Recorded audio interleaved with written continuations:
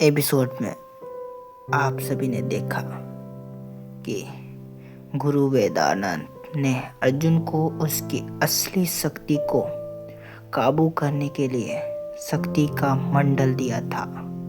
एक ऐसा जादुई गोला जिसमें कदम रखते ही अर्जुन के भीतर का अंधकार और प्रकाश दोनों जग उठते थे। जैसे ही अर्जुन मंडल में घुसा, जंगल में तूफान खड़ा हो गया, बिजली कड़कने लगी, पेड़ कांपने लगे और अर्जुन की आंखें लाल नीली आग की तरह चमकने उठी। तभी उसके भीतर गूंजी एक खतरनाक आवाज, अर्जुन, शक्ति का असली रूप अंधकार में है। ये आवाज काला नाग की थी, जो अर्जुन को अपने अंधकार में खींचने की कोशिश कर रहा था। काबू खोते हुए अर्जुन ने एक विशाल अग्नि तरंग गांव की ओर छोड़ दी, लेकिन आखिरी पल में गुरु वेदानंद ने रक्षा कवच बनाकर गांव को बचा लिया।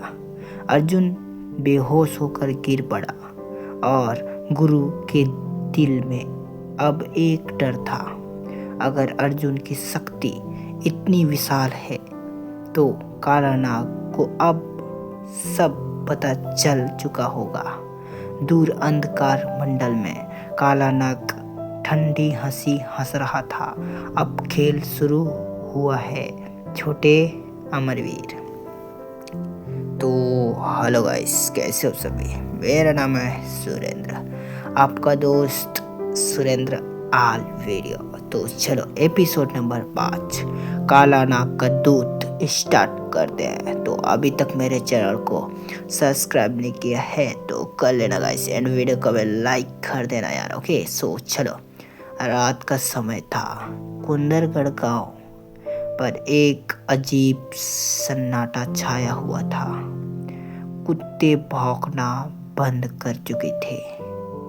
पेड़ बिल्कुल स्थिर था, जैसे हवा भी डर से सांस रोककर खड़ी हो। गुरु वेदानंद अर्जुन के पास बैठे थे, जो अभी भी बेहोश था। अग्नि मणि की हल्की हल्की चमक उसके सीने के भीतर धड़क रही थी।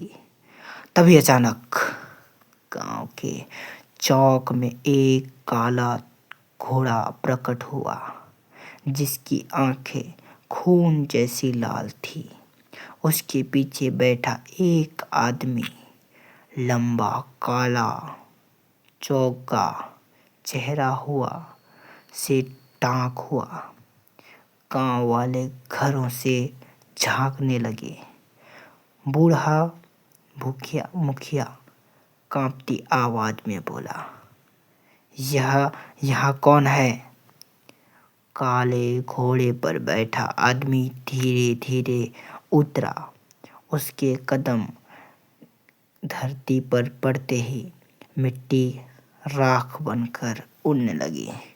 वो बोला, मैं अंधकार का संदेशवाहक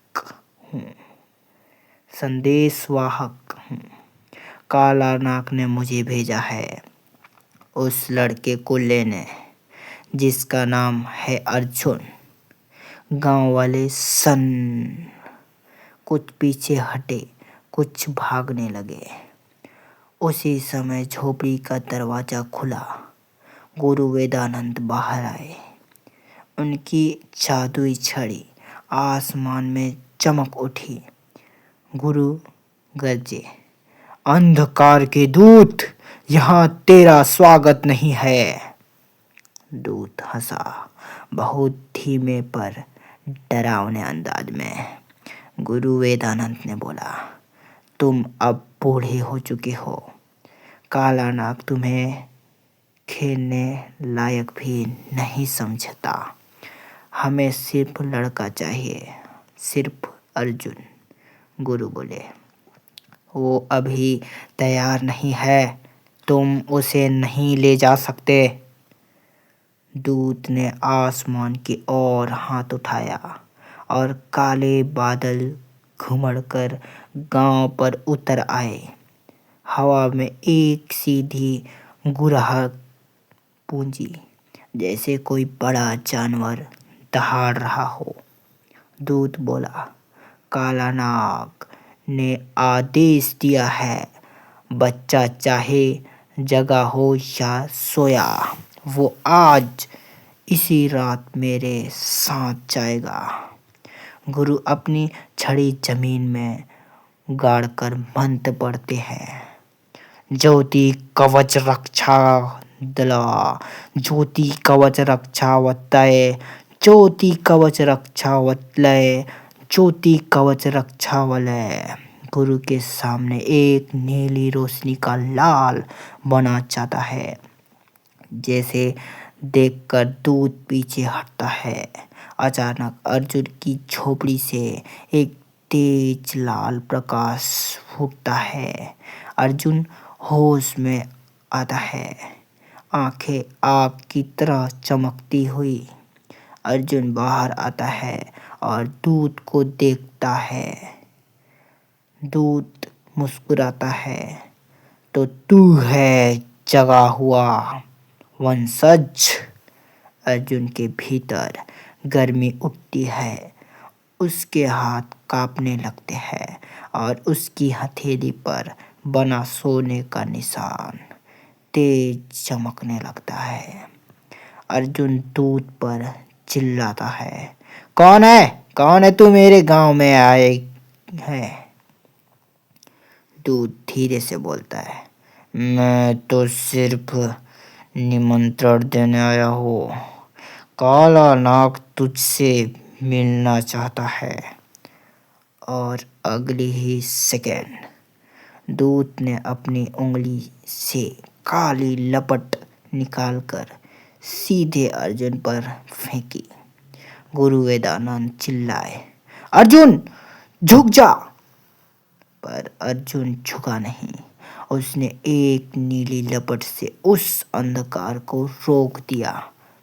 धरती गूंज उठी, पेड़ हिलने लगे और दूत बोला, हम लाख ताकत अच्छी है, लेकिन अभी बच्चे जैसी। वह मूर्छा और हवा में गायब हो गया, पर जाते जाते सिर्फ एक बात छोड़ी। अगली परिणाम पर काला नाग खुद आएगा। गांव में डर का माहौल फैल गया।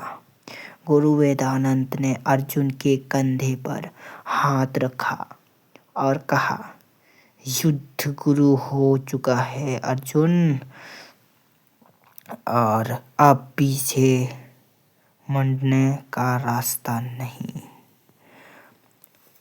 अगले एपिसोड की झलक पिछले एपिसोड नंबर 6, पहला जादुई हमला। दूत के जाने के बाद गांव में अजीब घटनाएं शुरू होगी और अर्जुन पहली बार एक अदृश्य राक्षस से मुकाबला करेगा। तो जानने के लिए अभी मेरे चैनल को सब्सक्राइब कर देना और लिख देना एपिसोड नंबर 6, अग्निपुत्र।